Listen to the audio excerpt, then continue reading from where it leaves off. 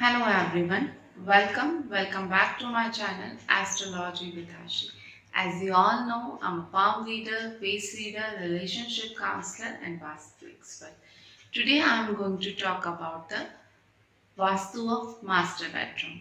Master bedroom का direction क्या होना चाहिए, दीवारों का रंग कैसा होना चाहिए, सोते समय हमें सिर किस डायरेक्शन में रखना चाहिए और भी बहुत सारे टिप्स जिससे आप अपना बेडरूम वास्तु के अकॉर्डिंग परफेक्ट बना सकते हैं। So let's start the video. घर का जो मास्टर बेडरूम है यानी कि मुखिया का कमरा है वो थोड़ा सा घर के और कमरों से बड़ा होना चाहिए यानी कि स्पेशियस होना चाहिए। जो मास्टर बेडरूम है उसकी आइडियली जो डायरेक्शन है वो है साउथ वेस्ट डायरेक्शन यानी कि दक्षिण पश्चिम दिशा। घर के मुखिया का कमरा हमेशा दक्षिण पश्चिम की दिशा में ही शुभ माना गया है।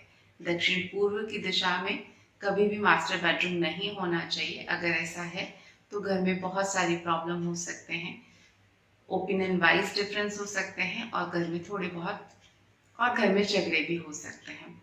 South west direction is perfect for the master bedroom. दीवारों का जो शेड है वो हमेशा लाइट शेड चूज कीजिए, like white, cream, lightish yellow या फिर पीच शेड। सोते समय आपको जो सिर है वो दक्षिण की दिशा में करना चाहिए। अगर किसी वजह से ये पॉसिबल नहीं हो तो आप पूर्व की तरफ से रखकर भी सो सकते हैं। दक्षिण दिशा परफेक्ट मानी जाती है क्योंकि अगर आप दक्षिण में सिर रख के सोते हैं तो वो आपके नींद को बहुत बेटर बनाती है, आपका दिमाग बहुत रिलैक्स हो जाता है और आपकी डिसीजन पावर एनहेंस हो जाता है। कभी भी नॉर्थ की तरफ से रख के नहीं सोना चाहिए। हम सब ने सुन रखा है नॉर्थ पोल साउथ पोल के बारे में। नॉर्थ पोल का जो मैग्नेशियन फोर्स होता है वो साइंटिफिकली प्रूवन है कि बहुत ज़्यादा होता है।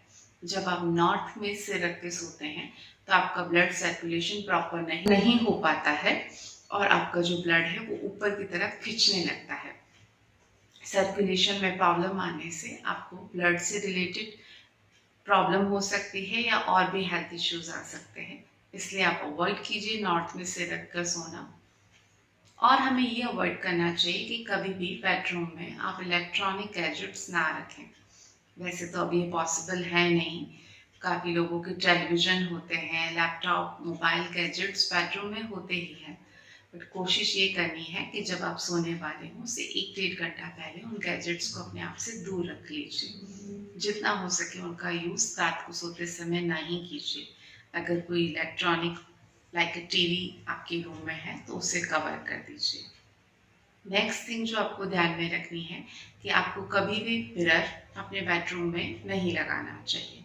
बट अगर ऐसा पॉसिबल नहीं है, आप अपना ड्रेसिंग बेडरूम में चाह रहे हैं तो उसको इस तरह से प्लेस कीजिए कि मिरर में आपका बेड नहीं दिखना चाहिए। कभी भी आपका पलंग या मैट्रेस बेड जो भी है उसका रिफ्लेक्शन आपके मिरर में नहीं आना चाहिए। अगर आपके मिरर में पलंग दिखता है तो ये सही नहीं है, ये बहुत अशुभ माना जाता है वास्तु में। अपने आप को सोते हुए या किसी और को सोते हुए प्रतिबिंब शुभ नहीं माना गया है। तो आपको मिरर इस तरह से प्लेस करना है कि आपका रिफ्लेक्शन सोते हुए उस पर नहीं आए। पलंग किसी भी डायरेक्शन से आपके मिरर में नहीं दिखना चाहिए। I hope it's clear.